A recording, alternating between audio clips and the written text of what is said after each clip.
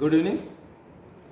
आज इधर आज भी टॉपिक है हिंदुस्तान में, उसमें सॉरी हिंदू अखबार में पेगासस पर, और उस आर्टिकल का नाम है Pegasus a blemish on democracy. और संडे वाले में भी आया था मैं अखबार में, तो ये मैंने सोचा कि इसको इस पर बात कर लें, नहीं छूट जाएगा। तो आज हम पेगासस पर बात करने जा रहे हैं। इसके बारे में हम जो बात करेंगे वो एक तो थोड़ा सा इसका हिस्टोरिकल बैकग्राउंड क्या है, दूसरा ये कि करंट सिनेरियो हमारे यहाँ सर्वेलेंस का क्या है, कहाँ कहाँ सर्वेलेंस को परमिशन मिलता है। तो फंडामेंटल राइट में भी जहाँ फंडामेंटल राइट्स दिए हैं उसके साथ लिमिटेशंस भी दिए हैं, तो उन पर भी चर्चा करेंगे। ये देखिए, जहाँ कहीं भी सिविलाइजेशन और जहाँ स्टेट का एग्जिस्टेंस आता है तो वहाँ लॉ एंड ऑर्डर आ जाता है, और जहाँ लॉ एंड ऑर्डर आ जाता है तो लॉ एंड ऑर्डर के आने के बाद अपने आप ये, जैसे आम पब्लिक को राइट टू नो है कि भाई आम आदमी भी जानना चाहता है क्या हो रहा है, सरकार को ये जानना बहुत ही ज़रूरी होता है कि उसके सब्जेक्ट्स में, उसकी प्रजा में, लोगों में क्या बातें चल रही हैं, क्या सोच रहे हैं। तो कहानियाँ आपने पढ़ी होंगी कि अकबर अपना वेश बदल करके पब्लिक के बीच में जाता था। अलाउद्दीन खिलजी ने तो बहुत ही स्ट्रिक्ट जो है स्पाई सिस्टम लगा रखा था। चाणक्य तो इसके लिए जाना ही जाता है, चाणक्य के लिए कहा ही जाता है कि वो तो इतनी ज़्यादा स्पाइंग करता था कि तमाम सारे हिस्टोरियंस का ये कहना है कि जब इतनी स्पाइंग हो रही थी तो वो उसके ऑफिसर्स जो हैं कि कैसे बड़े मन से या इंटीग्रिटी के साथ काम कर रहे होंगे, जब उनको डाउट होता था कि हमको स्पाई किया जा, कहा जाता है कि चाणक्य ऑफिसर को जो काम सौंपता था उसके पीछे जासूस लगा देता था, और उस जासूस के पीछे जासूस लगा देता था कि जासूस जासूसी ठीक से कर रहा है कि नहीं। और उसी के ज़माने में विश्वकन्या जैसे कॉन्सेप्ट आए थे, भिखमंगे के भेष में कैसे कैसे जासूसी की जाए। तो कहा जाता है भिखमंगे के भेष में बन करके जाइए, क्योंकि वो डाउट नहीं करेगा। अब आदमी सामने खड़ा पैसा मांग रहा, दे दे बाबूजी, और तो वो आप दोनों लोग क्या बतला रहे हो, तो उसने सुन लिया। तो इस तरीके से हमेशा इस बात की चिंता रही है कि लोगों के बीच में राज्य की सुरक्षा के लिए, लोगों की सुरक्षा के लिए यदि कोई ऐसी अनवांटेड कम्युनिकेशंस हो रही हैं तो राज्य उन पर नज़र रखे और इफेक्टिव चेक्स लागू करें। तो ये कोई नई बात नहीं हो रही, राज्य के अस्तित्व के साथ ही स्पाई का अस्तित्व आ जाता है। अब इधर जो आया है कि अच्छा हमेशा से जासूसी होती रही है, चिल्पो मस्ता रहा। अब एक नया, अब जैसे जैसे टेक्नोलॉजी बढ़ रही है वैसे वैसे स्पाई करने के जो इंस्ट्रूमेंट्स हैं, जो तरीके हैं, मोडस ऑपरेंडी है, वो भी ज़्यादा एडवांस होता चला जा रहा है। एक तरफ आपको लगता है कि नहीं हमारी इंटेलिजेंस पर्याप्त नहीं है, आर्टिफिशियल इंटेलिजेंस चाहिए, और दूसरी तरफ कहते हैं नहीं हमको भाई फ्रीडम भी चाहिए, हमको प्राइवेसी भी चाहिए, हमको और भी चीज़ें चाहिए।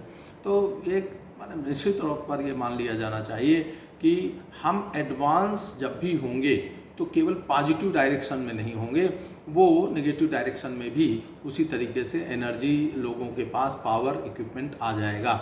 इसके लिए जो हमारे यहाँ कहानियाँ हैं कि यदि शिव और उसके आराधना में, मंत्रों में शक्तियाँ हैं, तो वो शक्तियों से केवल राम ही अनुसूत नहीं होंगे, इक्विप्ड नहीं होंगे, रावण भी होगा। अब इसका इस्तेमाल कैसे किया जाए? भाई एटॉमिक पावर आया, एटॉमिक पावर से पावर जनरेशन भी हो रहा, साफ सुथरा पावर मिलता है, लेकिन साथ ही साथ एटॉमिक बम भी बनता है। तो इसी तरीके से राज्य जिन तरीकों से अपने को स्ट्रेंथ करता है वेलफेयर के लिए, उन्हीं चीज़ों से जो उसका काउंटर पार्ट हैं वो अपने को इक्विप्ड करते हैं। तो नेगेटिव और पॉजिटिव चीज़ें, राक्षस और देवताओं के बीच का संघर्ष तो चलता ही रहेगा। और ये कहानियाँ प्राचीन काल से आप पढ़ते चले आ रहे हैं कि रावण के पास ज़्यादा बढ़िया वो था, रथ था, उसके पास ज़्यादा बढ़िया इक्विपमेंट थे। तो ये प्राचीन काल से है कि जो टेररिस्ट हैं, जो नेगेटिव हैं, जो डेमन्स हैं, उनके पास ज़्यादा पावर होते ही हैं।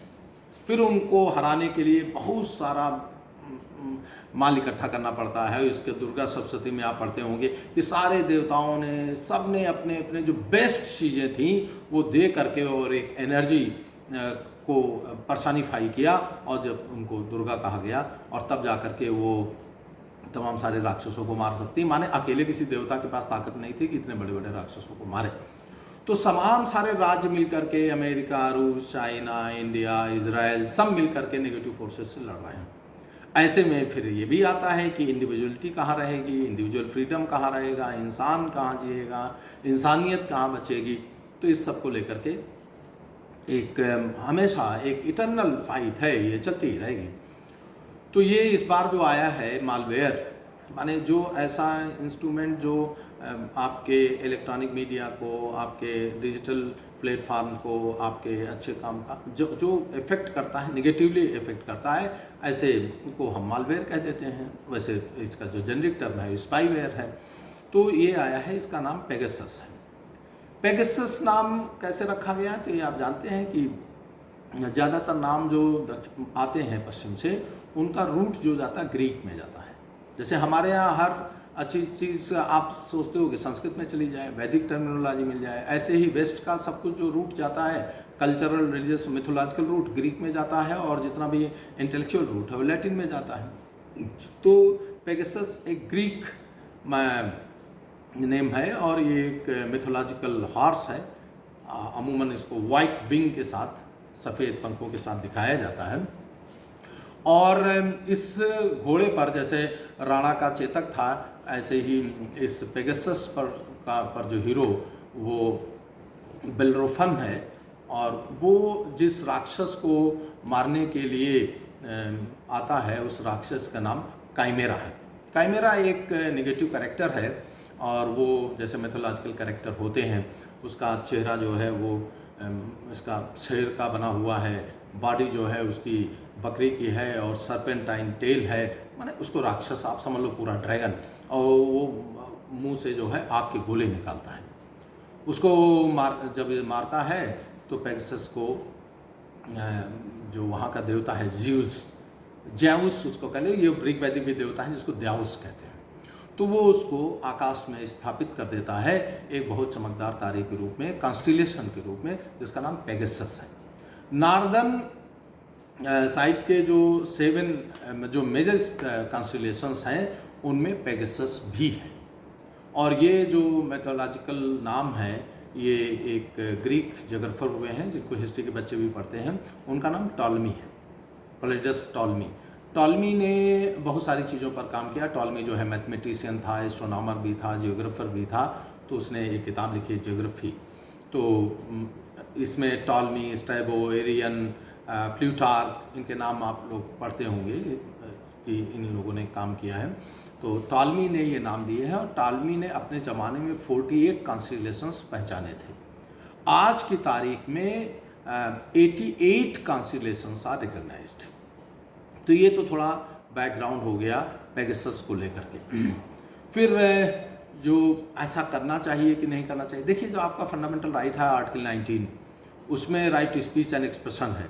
तो ये ध्यान रखने की बात है कि ये अनलिमिटेड राइट्स नहीं है। ये जो राइट्स हैं, इनमें सर्टेन लिमिटेशंस लगे हैं, और ये लिमिटेशंस फंडामेंटल राइट में ही लगा दिए हैं। आर्टिकल 19 कहता है, आर्टिकल 19 क्लास 1 सब क्लास कहता है right to speech and expression. फिर क्लास 2 कहता है the reasonable restrictions can be imposed in the interest of unity, unity and integrity of India, sovereignty of India, friendly relations, security of the states. और फिर आप defamation, incitement of the offence, morality, और इन सब चीज़ों पर इसमें reasonable restrictions लगाए जा सकते हैं। तो इसका मतलब हुआ कि जो आपका स्पीच है, आपका जो एक्सप्रेशन है, तो या आर्टिकल 21 है, वो भी अनलिमिटेड नहीं है। 21 के लिए भी कहा जाता है कि no person shall be deprived of life and personal liberty except according to the procedure established by law. तो if procedure established by law है, तो फिर उसमें रीजनेबल रिस्ट्रिक्शन लगाए जा सकते हैं। तो आर्टिकल 21 को 19 के साथ जब आप पढ़ते हैं, अमूमन दोनों को साथ पढ़ के ही मीनिंगफुल कंक्लूजन पर आप आते हैं। तो इसमें राइट टू प्राइवेसी, आप जान रहे हैं Puttaswamy versus union of India के केस में राइट टू प्राइवेसी, जिस पर कई बार सुप्रीम कोर्ट के डिसीजन आए, फिर कहा गया कि नहीं है, फिर कहा गया है, लेकिन ultimately now it is the established fact that right to privacy is the fundamental right. अब उसमें राइट टू प्राइवेसी में रीजनेबलनेस की बात की गई है कि restriction can be imposed on privacy. तो लेकिन उसमें जो है प्रोपोर्शन का ध्यान रखना चाहिए कि the amount of surveillance which is passed must be in proportion to the wrong which is suppose to be committed. माने जो सर्वेलेंस है वो उससे ज़्यादा नहीं हो जाना चाहिए कि जितने की ज़रूरत है। इसको राइट प्रोपोर्शन इसीलिए रीजनेबल कहा जाता है कि माने जितना the amount of wrong which is suppose to be committed, the restriction should match that amount of crime which is suppose to be committed. तो जो संभावित नुकसान है, जो संभावित खतरा है फ्रीडम से, तो जो उसके ऊपर चेक लगाया जाए वो उसी मात्रा का होना चाहिए। ये नहीं होना चाहिए कि खतरा 2 ग्राम का हो और रिस्ट्रिक्शन 2 कुंटल का लगा दिया जाए। तो इसको राइट प्रोपोर्शन कहा जाता है। इन प्रोपोर्शन होना चाहिए कि जितना मात्रा में नुकसान होने की संभावना है। सर्विलेंस को लेकर के ये पहले तो पेगासस को मान लीजिए, ये प्राइवेट कंपनी है जिसने बनाया है, इसका नाम है NSO ग्रुप, इजराइल की कंपनी है। और ये फॉरबिडन स्टोरीज और एमनेस्टी इंटरनेशनल ने उसके साथ मिलकर के बताया कि कितनी कितनी जगह पर कितना कितना डेटा मतलब कलेक्शन किया गया और जिसके बेसिस पर ऐसा किया गया। तो उसमें ये निकल करके आया है कि 10 कंट्री ने इसको खरीदा। अब इजराइल कहता है कि ये जो NSO ग्रुप है इसको उसी को बेचने का अधिकार है जो अथराइज्ड हो इसके लिए, और किसी प्राइवेट पर्सन को unless and until authority of the state उसको नहीं मिला तो उसको नहीं दिया जा सकता। बड़े बड़े स्टेट हेड्स को भी इसमें स्पाई करने के माना जाता है। कहा जाता है कि साउथ अफ्रीका का जो प्रेसिडेंट है उसको रवांडा ने किया, इसके जो मैक्रो हैं इनके ऊपर स्पाई की गई, और जो यहाँ के फ्रांस का जो प्रेसिडेंट है कहा जाता है इमरान खान के ऊपर इंडिया ने स्पाई करवाया है पेगासस के माध्यम से। तो और जो अभी तक सारे अखबार जैसे कि जो संडे वाला है उसमें भी और जो आज निकला है उसमें भी, तो जिन कंट्रीज़ को कहा जाता है कि जिन कंट्रीज़ ने खरीदा है, तो उन कंट्रीज़ में गवर्नमेंट्स ने जिन्होंने खरीदा है believe to the customer NSO group से खरीदा है, उसमें अजरबैजान है, बहरीन है, कजाकिस्तान है, मैक्सिको है, मोरक्को है, रवांडा है, हंगरी है, इंडिया है और UAE है। माने इसमें इंडिया को छोड़ करके आप किसी बड़े कंट्री को नहीं जान सकते हैं कि इसने इसको खरीदा।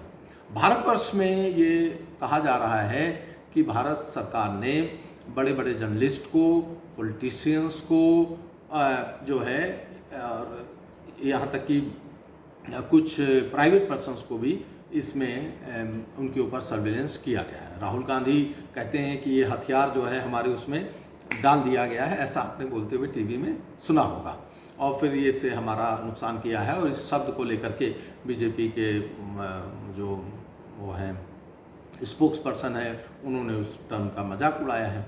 सवाल ये नहीं उठता है कि उन्होंने किस शब्द का इस्तेमाल किया है, सवाल ये उठता है कि उनका ग्रीवांस क्या है। अब ये जो अब इसके पास तो कोई प्रूफ है नहीं, वो कहते हैं इस पर बहस करा ली जाए, और अब तो ये मामला सब्सिडिस हो गया है और इसमें सुप्रीम कोर्ट से कहा गया है कि आप इसमें हस्तक्षेप करके किसी रिटायर्ड जज को इसकी इंक्वायरी सौंप दी जाए। अब इतना ज़्यादा पार्लियामेंट में हो हल्ला मचा। अब सरकार तो आज नवभारत टाइम्स का जो आर्टिकल है उसको आप देखिए तो उसमें कहा गया है कि विपक्ष ने तो सेल्फ गोल किया है।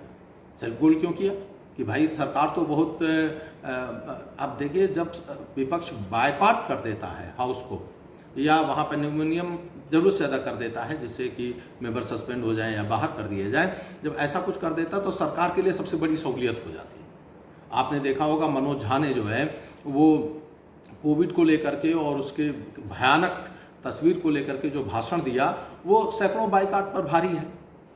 अब आप सरकार को महंगाई पर, अब डीजल पेट्रोल की कीमत यहाँ जा रही, जीडीपी के लिए अभी IMF ने कहा है कि 13% से घट करके 12% से बढ़ के 9%, मतलब करीब 3% कम बताया है। तमाम सारा अनएम्प्लॉयमेंट की प्रॉब्लम है, यही स्कूल मिसमैनेजमेंट है इतने बड़े पैमाने पर। अभी भी यदि थर्ड लहर आ जाएगी तो किसी भी अस्पताल में ठीक से व्यवस्था नहीं कि कोविड और अलग कर दिया जाए। ऐसा नहीं कि पहले से परिस्थितियाँ बहुत बदल गई हैं तो अब बेहतर इंतजाम हो जाएंगे। तमाम सारे ऐसे मुद्दे हैं जिन मुद्दों को लेकर के अब आप देख रहे हैं जरा जरा सा पानी बरस रहा है, बाढ़ आई जा रही है, लैंडस्लाइड हो रहा है, इतना ज़्यादा क्लाइमेट ग्लोबल वार्मिंग है, इतना भयंकर आपदा से निपटना पड़ रहा है और उसके लिए हमारे पास कोई प्रोग्राम नहीं है किसी तरीके के।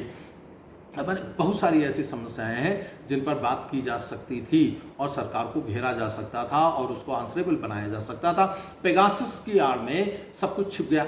सबसे बड़ा तो ये है कि किसानों का इतने दिन लंबे समय से धरना, अब उनका जायज़ है नाजायज़ है, लेकिन उस पर बात नहीं हो करके पेगासस में तो सरकार निश्चित रूप से किसान वाले मुद्दे पर तो बहुत टाइट कॉर्नर थी और बहुत बहुत उसको अनकंफर्टेबल पोजीशन में थी।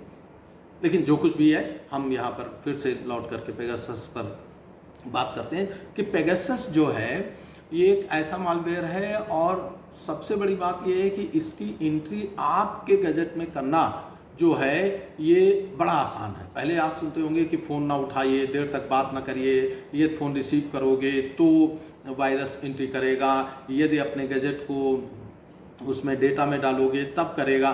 कुछ नहीं, आप इसका फ़ोन ना उठाइए, आप इससे कोई बात ना करिए, आप इसके कांटेक्ट में ना आइए और ये आपके फ़ोन में एंट्री करा दिया जाएगा। और उसके बाद वो इस तरीके से हो जाएगा कि आपके फ़ोन की सारी डिवाइसेस को ये ऑन कर देगा।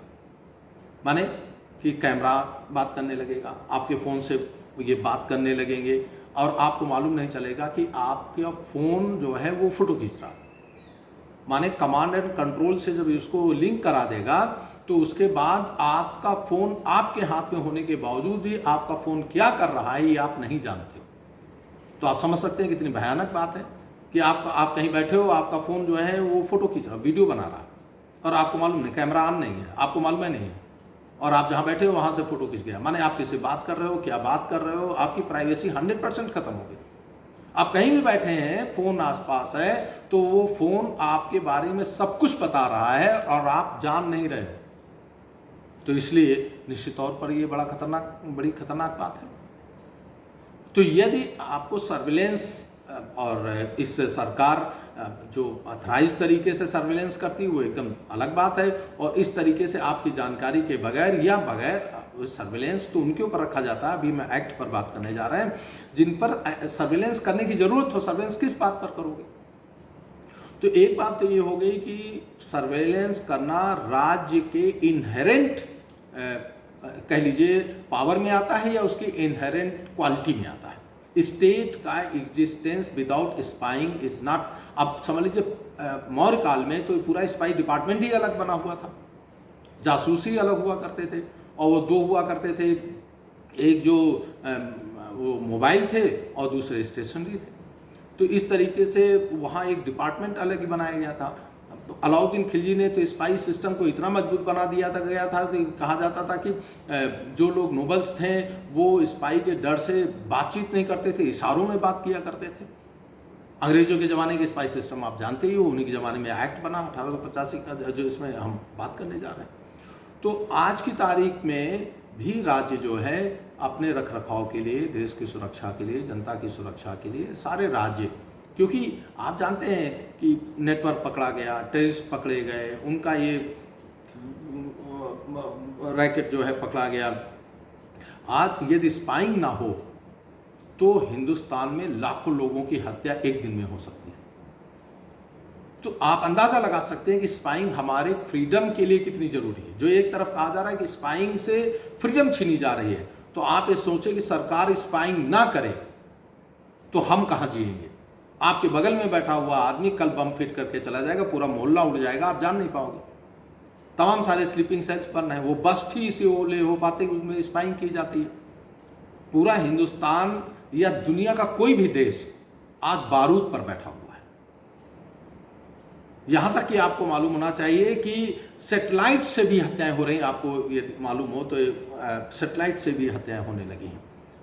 तो अंदाजा लगाइए कि यदि स्पाई सिस्टम राज्य का मजबूत ना हो तो धरती का कोई भी राज्य इस समय सुरक्षित नहीं है। राज्य मतलब वहां की आम पब्लिक सुरक्षित नहीं। तो स्पाइंग जो है आज की तारीख में, जासूसी जो है वो किसी भी देश के बचे रहने के लिए बहुत आवश्यक उपकरण है। तो ऐसे नहीं खारिज किया जा सकता कि स्पाइंग कराई नहीं जाएगी तो देश में कोई बचेगा ही नहीं, कोई देश सुरक्षित नहीं बचेगा। तब तो फिर यही होगा कि आप घर से निकलते हैं और या कहीं पर रह रहे हैं तो आपको ये सोचने की अब ज़रूरत नहीं कि हम कितने दिन तक जी पाएंगे, क्योंकि सब जगह आपको जो नेगेटिव जो टेररिस्ट एलिमेंट हैं या नेगेटिव एलिमेंट्स हैं, ऐसा नहीं कि केवल पर्टिकुलर रिलीजन या पर्टिकुलर एरिया के ही टेररिस्ट हैं। हर इलाके में आप फिर नक्सलियों से नहीं आप भिड़ पाएंगे, आप तमाम सारे बैड एलिमेंट्स से, तमाम सारे स्मगलर से, मतलब पूरा का पूरा जो सिविलाइज्ड वर्ल्ड है, जो हमारा स्टेट सिस्टम है, पूरा ध्वस्त हो जाएगा बगैर स्पाइंग के नहीं चल सकता है। तो इसको नकारा नहीं जा सकता कि सरकार स्पाइंग करेगी। और इसी को लेकर के जब आपको कोई उपकरण, इंस्ट्रूमेंट्स दिए जाते हैं और कोई ला दिया जाता है तो साथ ही साथ उसमें लिमिटेशंस भी इम्पोज किए जाते हैं। इसको लेकर के कुछ कानून है। तो सबसे पहला जो कानून है वो है इंडियन टेलीग्राफ एक्ट 1885 जो मैं बता रहा था, उसका सेक्शन 5 सब सेक्शन 2 जिसमें कि कहा गया है कि राज्य जो है वो आपके ऊपर सर्वेलेंस कर सकता है। और सर्वेलेंस जो कर सकता है वो किस किस के इंटरेस्ट में कर सकता है कि message are the class of message which in the interest of sovereignty and integrity of India, the security of the state, friendly relations with foreign states or public order, or for the preventing incitement to the commission of an offense। माने संप्रभुता के लिए, राज्य की सुरक्षा के लिए, अपराध घटित होने से बचाने के लिए और राज्यों के साथ मैत्रीपूर्ण संबंध रखने के लिए। ये आपको यदि आर्टिकल 19 क्लास 1 सब क्लास 2 पढ़ोगे कि reasonable restrictions can be impose, तो अमूमन वही बात कही जा रही है कि इनकी वजह से आपके ऊपर सर्वेलेंस किया जा सकता है। इंडियन टेलीग्राफ एक्ट 1885 इसके जो प्रोसीजरल रूल्स बनाए गए तो वो है rule 419A 419A Indian telegraph rules 1951। फिर इसमें एक PUCL का मतलब people's union for civil liberties versus union of India का केस आया 1996 में, जिसके बाद जो है ये इसमें जोड़ा गया था 419A और ये जोड़ा गया है 2007 में जोड़ा गया। इसके तहत ये व्यवस्था की गई under the rule 419A the surveillance needs the sanction of home secretary at the central or state level। माने यदि आप टेलीग्राफ रूल बताता है कि telephonic conversation also covered by right to privacy, माने टेलीफोनिक कन्वर्सेशन भी को भी राइट टू प्राइवेसी मिला है, इनको भी आप नहीं कर। लेकिन यदि आप इन पर सर्वेलेंस करना चाहते हैं तो यूनियन का मैटर है तो होम सेक्रेटरी यूनियन या chief secretary home secretary at central level और state level, but in unavoidable circumstances, उसकी परमिशन के बगैर नहीं आप कर सकते हैं। और या इसमें ज्वाइंट सेक्रेटरी दोनों लेवल पर करेंगे तो उन्हें सेक्रेटरी का, होम सेक्रेटरी का ऑथराइजेशन चाहिए। तो ये तो हो गया आपका टेलीग्राफ रूल 1951 के तहत जो एक्ट था, रूल तो जोड़े गए प्रोसीजरल उसके लिए। फिर इसके बाद सेकेंड जो लेजिस्लेशन है एवेलिंग द सर्विलेंस लिखता है the section 69 of information technology act 2000, IT act 2000 का सेक्शन 69A, ये इलेक्ट्रॉनिक सर्विलेंस की बात करता है। लेकिन इसमें भी कहा गया है कि इन the interest of the sovereignty and integrity of India, defence of India, security of the state, friendly relation with the foreign states or public order, or for preventing or investigating any cognizable offense, इसके लिए जो है वो surveillance लाया जा सकता है।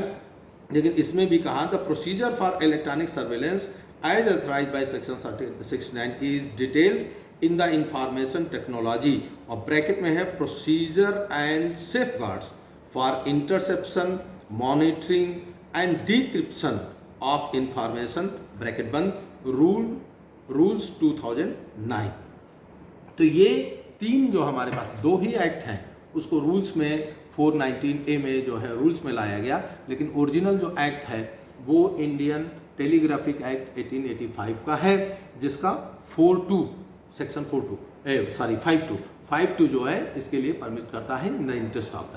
फिर उसका रूल्स में 1951 में डाला गया और जिसको जोड़ा गया है 2007 में PUCL versus union of India के केस के बाद से। फिर तो ये रूल्स हैं जो सरकार को इस बात के लिए एथराइज करते हैं कि वो आपके ऊपर सर्विलेंस कर सकता है। तो हमने आपको बताया कि पेगासस क्या है। ये एक मालवेयर है जिसको NSO ग्रुप ने बनाया, इजराइल की प्राइवेट कंपनी है, और ये एक बड़ा ही एडवांस मालवेयर है जो बगैर आपके कांटेक्ट में आए हुए थ्रू एयर भी इसको डाला जा सकता है, और जब भी डाला जा सकता तब भी डाला जा सकता है। जब फिजिकली आपका गैजेट किसी के पास हो तो भी वो डाल देगा बगैर आपकी जानकारी के।